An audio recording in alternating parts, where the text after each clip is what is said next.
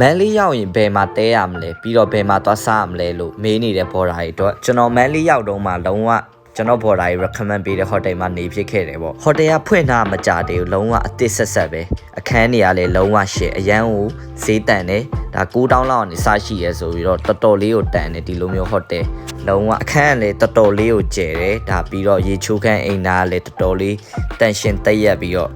နေချင်းစပွဲဖြစ်တယ်ဗျာ view ကလည်းတော်တော်လေးကိုမိုက်တာဒီကနေဆို hotel နာမည်က Sky Hotel သူကလမ်း30နဲ့60တောင်မှရှိတယ်ညမှာတော့ကျွန်တော်ရဲ့ဘော်ဒါကလာခေါ်ပေးတယ်ပြီးတော့ကျွန်တော်တို့ပုံမှန်စားနေကြမန်လေးရောက်ရင် Big Man မှာပဲအကင်တွေသွားစားဖြစ်တယ်ပေါ့ညဘက်ဆိုရင် vibe လေးကတော်တော်သဘောကျတယ်အပေါ်ထက်ရောအောက်ထက်ရောကျွန်တော်တို့ကြိုက်တဲ့နေရာမှာထိုင်ကုန်လေးထိုင်လို့ရတယ်ကျွန်တော်ကတော့အဲ့ဒီအပေါ်ထက်မှာထိုင်ရပူကြိုက်တယ်ပေါ့လေလေးတစ်ဖြူဖြူနဲ့